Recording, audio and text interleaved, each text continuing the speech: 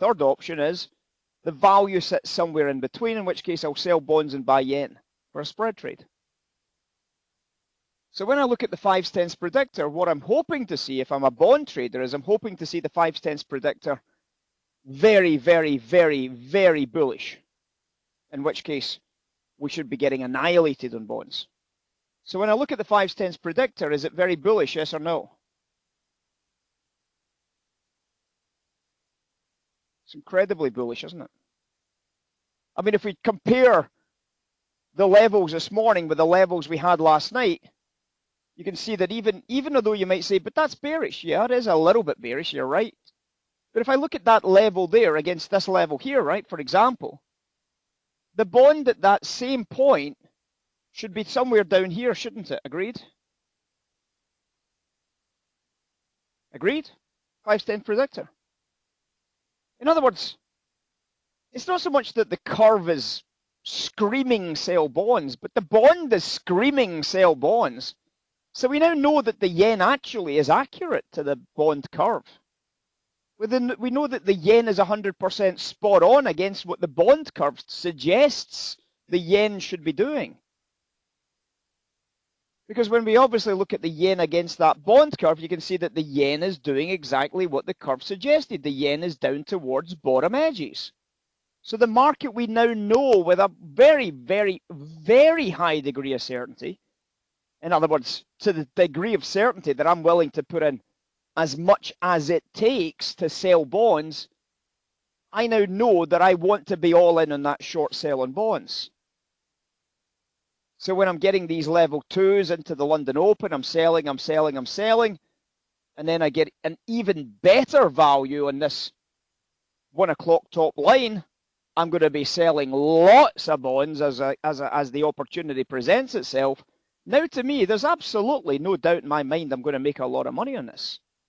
And we made a lot of money. It took its time, but we had some really good size in the London session. We had a period here where the trade went from 9:30 and it never broke south really until 11:30. So we lasted for 2 hours building into sell side only traffic, and this was incredible for an opportunity, was it not? 2 pieces of information. We're not even predicting the 5/10s because of the we're not even predicting the 5/10s because we're not using the red line blue line relationship to predict the black line. We don't need to use the red line blue line to predict the black line, because obviously all we're doing is looking at the macro direction of the red line and the blue line. And it's telling us that in reality, this entire top edge has been very obviously a sell as part of a grail trade. The entire top edge has been a sell as part of a grail trade. Do you understand? So literally from this point onwards, that's all grail. Every piece of that selling is grail. And now obviously the move to the measure is absolutely delicious. That's crazy, isn't it?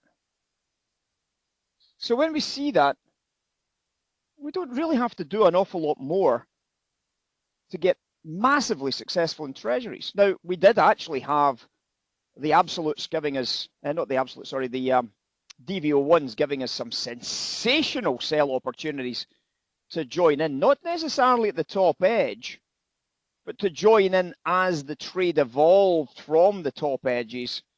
We had some crazy opportunities to get that one in. And you can see that the DVO1s, you can see is giving us a brilliant sell here and then a retest sell, which was the crazy, crazy, crazy chance that you would never have thought was even going to happen at 1 o'clock. And working that short sell into that level to me just seemed to be, well, simple. You see into the measured move, it's all gone. All that value has been absolutely destroyed at this stage. And you can see obviously that working your exits into this 138 might result in me actually being a buyer of bonds into 138. Could be keen to take advantage of that little bit of business, right? So we'll see how it develops. We'll see how it develops. But you can see that that's exactly how I'm thinking at the moment, is 138 for a buy-side bonds. That could be obviously leaning on the bullish equity open, of course. That could be something that we could start thinking about as well. And that's something that we can start watching for. We can start playing this. Now, obviously, I don't want to get too involved in it because the yen isn't bullish at this stage, and therefore we have a few pieces of the jigsaw puzzle just missing at the moment, right? Few pieces of the jigsaw puzzle missing. Were the dealers right about the bearish skew, yes or no, from last night's close? Were the dealers right about the bearish skew? Well, there's the cash open there. It's just below their put volatility level. So obviously they would be very keen to try and take it back up to this, because obviously at the moment they're in a gap losing position on the puts. They're not in a losing position on the straddle, but they're in a losing position on the puts just now. So you can see that for yourself. They've mispriced the puts ever so slightly on the cash open here. So obviously their hope is that they get a chance to take it up. Now obviously if they take it up to this puts level, what's going to be very, very exciting is whether they then sell off the puts level to hedge out that downside exposure, or whether they're going to try and be inclined to try and take the price back up to the max gain level. So that's what we're going to be very, very mindful of. At the moment, the book's gone bullish, very bullish indeed. The sellers got trapped at 20.5, able to take advantage of that back up to this level here. And that's obviously where the battleground is now set at 26 halves here. So that's where we really need to see that selling turning into real money buying as the dealers decide not to defend and not to hedge here. They're going to try and push the price to max gain levels. And if they don't, then obviously that opens the door to the possibility that we'll end up with this bearish skew starting to force the price down towards that 9 level, obviously for this afternoon session. So a little bit concerned if we don't see a good solid break above here. And we just have to be very, very mindful of the fact that this is obviously a bit of a challenge for the dealers at this current price. And at the moment they are selling it, and so am I. So I've taken a little sell trade there. I've got a little stop at break even.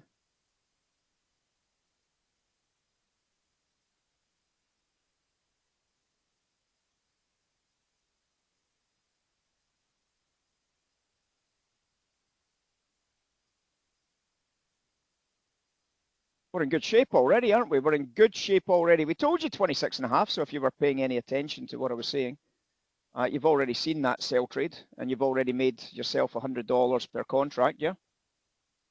Pretty easy stuff, guys. What do you think? Was that an easy sell live call?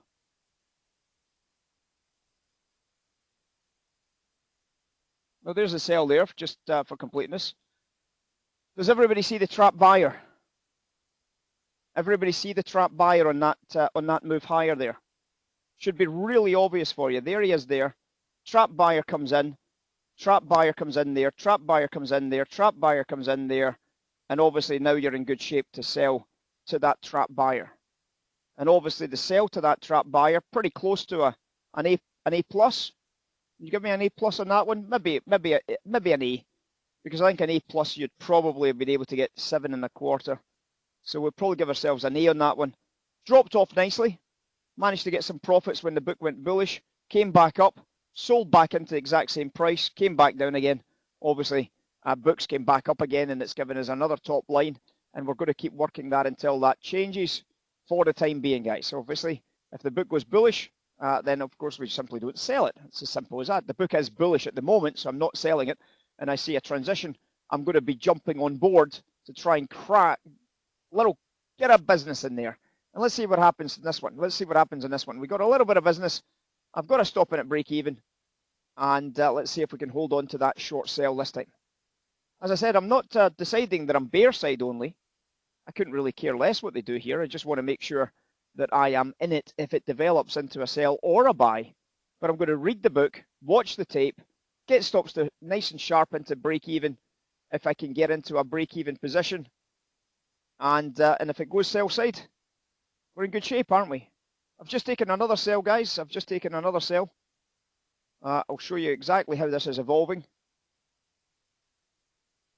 So there's the next sell. Does everybody agree with it?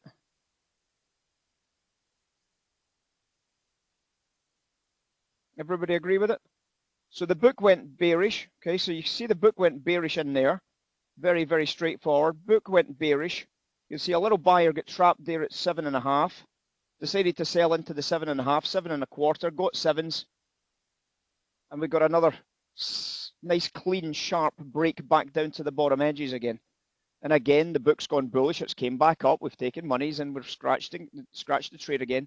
And we're just watching this storyline evolving here, aren't we? We're watching this 25 area, 26 area, because obviously the dealers at this price are trying to figure out, do I need to sell this to hedge this exposure to the downside? If I do, I don't want to miss this break. Okay, if I do have to hedge this, I don't want to miss the break. So the dealers are very, very, very, very sensitive to this move at the moment. There's not really any trapped buyers or sellers to get too involved with. So we're not really seeing anybody getting offside on this trade. So we're not really seeing any breaks either for that simple reason. So we just have to let it evolve, don't we? We have to let the book evolve. At the moment, it looks kind of bullish. Looks like they might be going for a topside squeeze. But then the slippiness is just coming back in, is it? We're going to get a top line squeeze. Sellers got a little bit overcommitted into that last little drop there. So I was thinking that they would probably be inclined to try and run the top line, but the books went a little bit bearish against it, so that's a little bit disappointing. Still thinking they might go for that top line squeeze. Nope, book's just still thinking about it. Every time we get a little bit of a look at the top, there it is. There's the top line squeeze, guys. Boom! Money's made, right? Money's made. Maybe say, what do you mean money's made? Because I bought it for the top line squeeze. I told you I was going to buy it for the top line squeeze. I said it's going to be a top line squeeze. What do you think? I'm just going to sit and watch it going by? Of course I'm not. I'm going to buy it for the same thing I've just mentioned. So we got the top line squeeze. Do you see why, you know, those kind of comments about, I thought you were bearish. Yeah, I was 5 seconds ago. Now I'm bullish for the top line squeeze, right? So we see what happened. So you can see exactly how this played out. The seller started to come in a little bit too much for my liking in this little phase. Just in this little phase here. Sellers got a little bit ahead of themselves. The book was kind of bearish. And then the book decided to change its mind. So the book decided to go bullish here. See that? So what did I do? As soon as I saw some sellers in there, I thought, you know what? I'm going to go for that top edge. I've got a weak seller up here, right? There's the weak seller. There's the weak seller. So I've got a little bit of paycheck above the top line here. I'm going to go for the squeeze and I'm going to bag up some liquidity, put it in behind the price and try and run the squeeze. Exactly what just happened. Did it play out? No. Does it matter? No. I'm still making $300 there, $300 there, $400 there. Does it matter that I'm not getting the breaking trade? I'm still up $1,200, $1,300. How much are you up in that little phase of movement? Exactly, right? So it's a good way to deal. You just keep making the decision. You just decide that as it develops, not to marry a position and just to trade as the book suggests you should trade. And that's all you're doing. Looking for those weak buyers or sellers to go after, looking for the book to change, looking for a little trapped buyer or seller, giving you a bit of opportunity to deal, and then you go after them. So for example, the buyers are a little bit trapped on this one. So I'm going to be watching to see if we can get a little bit of exposure to that trade. We're obviously looking at a possibility of retesting the lows on a failed auction. And I've got to stop at break even. No shit, Sherlock. Shit, Sherlock. Absolutely, exactly as I just described. Yeah, exactly, right? Another massive winning trade. How often have you just dealt in the last few minutes? I've dealt 4 times. How many times have you dealt? 4 times, every one of them. Easily successful. So did you see what happened there? You see it? So I took a sell trade. So there was the buy trade that I took, got a nice profit on that buy trade. And then I saw this successful sell auction. As I saw the successful sell auction, I started to see this area just here on the top line here. You see what I'm seeing? I started to see the buyers getting a little bit overcommitted. As soon as I saw the buyers getting overcommitted, I knew that there was a weak bottom line here because there's a yellow line there and there's a yellow line there. So we know there's some paycheck liquidity down here, right? So when that price started to fail in these areas here, see the buyers getting trapped? Can you see the book going bearish? As soon as that happens, I execute a sell order. Not 5 minutes later, when the price breaks the lows. It's too late. I execute as soon as I see it. As soon as it triggers, I'm in it. And I get another $600 winner on a 5 lot. Look at it, guys. $600, $1,000, $1,700 on a 5 lot. And you can see we just swept the price right through the bottom edge as if it was non-existent.